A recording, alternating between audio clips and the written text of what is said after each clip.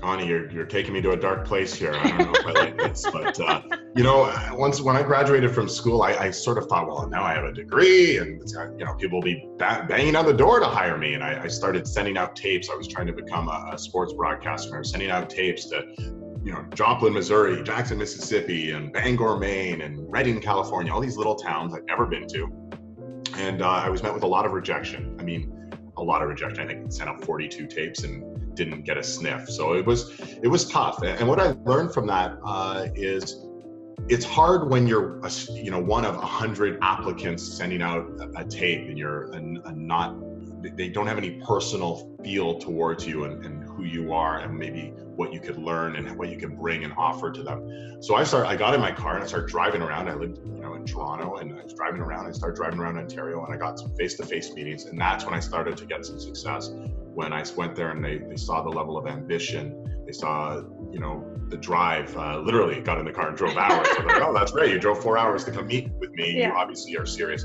And that's when I got some traction. So I learned from, you know, what was a dark place, 11 months before I finally got my first on-air job in Sault Ste. Marie, Ontario, and very thankful for that opportunity. And what did it take for you to get in the car and drive? Like, was it kind of like, well, I've got nothing to lose? Or was it like, oh man, I better, like, you know, this is what I really want and this is what I'm going to do? Was it kind of throwing caution to the wind, or was it like now or never? I think it was now or never. I sort of, you know, I remember getting a rejection letter from Bangor, Maine, and they said, hey, we really liked your tape, except we had 144 applicants for this weekend sports anchoring job paying minimum wage. And I just went, oh my God, like I may never get a job. So I need to try a different approach. Yeah.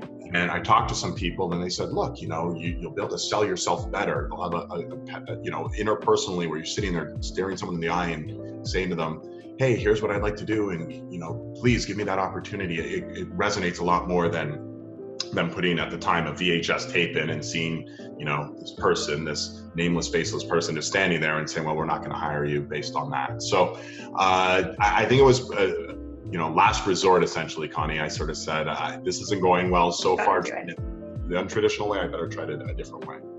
Well, interestingly, while you're talking, I can hear you talking about your strategic thinking and your Q2 learning, where you were like, clearly you went out and talked to people and sort of tried to get more information that way, learned more about the field that way. And then you decided, you know, you did set up your strategy and said, you know, these are the things that aren't working. These are the things that I've got left to do. Let's put it in place and do it.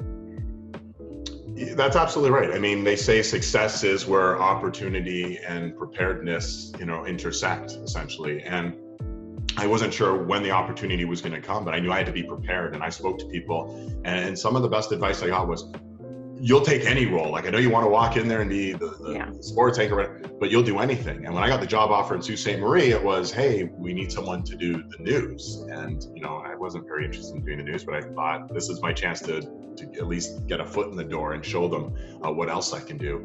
And within a few months, I was doing a lot of their sports as well as their news, and it worked out perfectly. And that was, again, taking advice from other people who, you know, followed the path that I wanted to be on, and sort of gave me that great advice to make a meaningful, try and make a meaningful approach to begin my career. Well, we're all very thankful that worked out. My parents are. See you on TV.